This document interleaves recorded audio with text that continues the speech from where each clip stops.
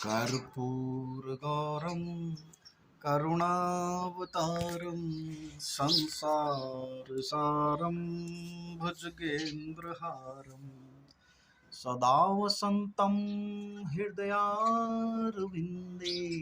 नवं भवामि सहितं नमामि।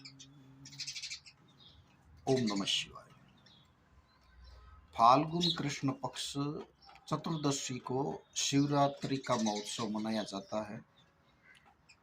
त्रयोदशी को एक बार भोजन करके चतुर्दशी के दिन भर अन्न ग्रहण न करना चाहिए। काले तिलों से स्नान करके रात्रि में विधिवत शिव पूजन करना चाहिए।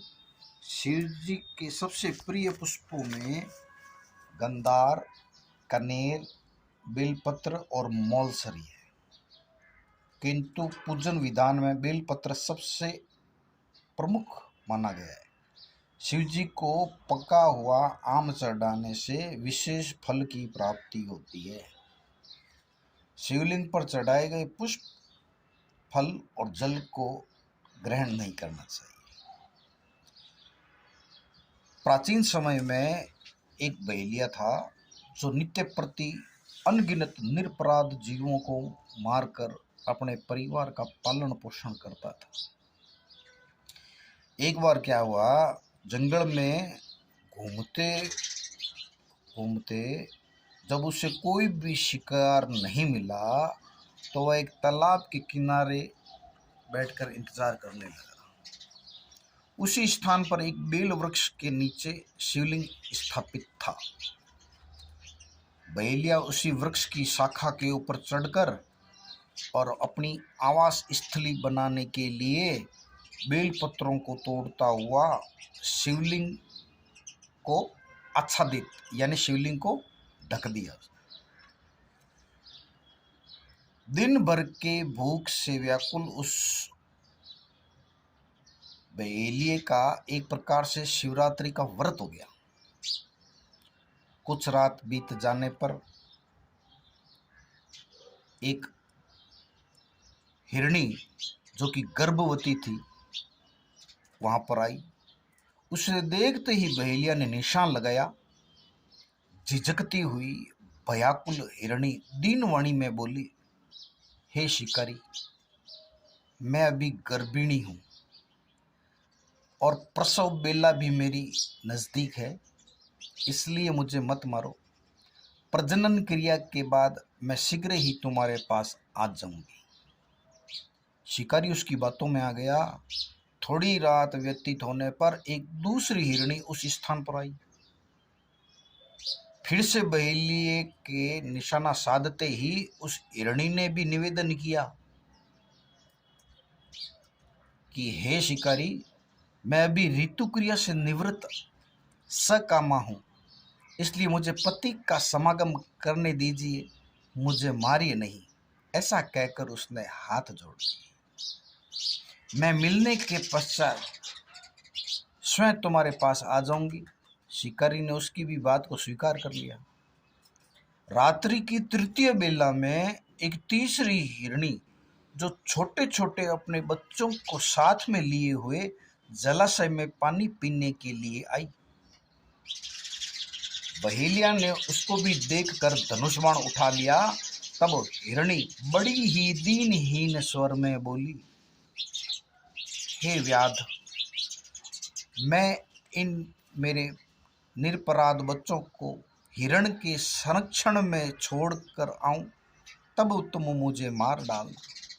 बहेलिया ने दीन वचनों से प्रभावित होकर उस प्रातःकाल के समय एक साथ 3 मांसल बलवान हिरण उसी सरोवर पर आए। बहेलिया ने फिर से अपने स्वभाव के अनुसार उनको मारना चाहा। ये क्रिया देखते ही हिरण शिकारी से प्रार्थना करने लगे,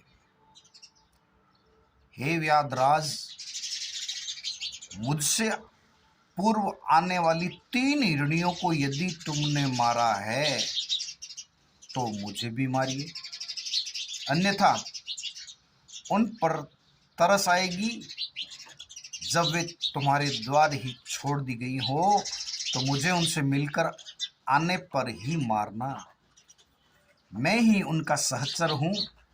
हिरणी की करुणामयी वाणी सुनकर बहेलिया ने रात भर की बीती बात कह सुनाई और उसको भी छोड़ दिया।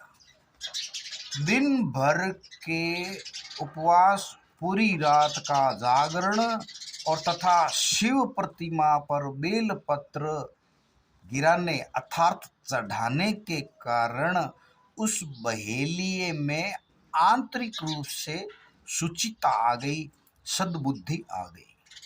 उसका मन निर्दयता से कोमलता में ऐसा बदला कि हिरण परिवार को लौटने पर भी न मारने का उस शिकारी ने निश्चय कर लिया।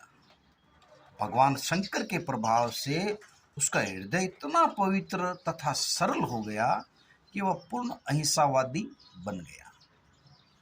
उधर हिरणियों से मिलने के पश्चात हिरण बहेलिया के पास यानी शिकारी के पास आकर अपनी सत्यवादिता का परिचय दिया।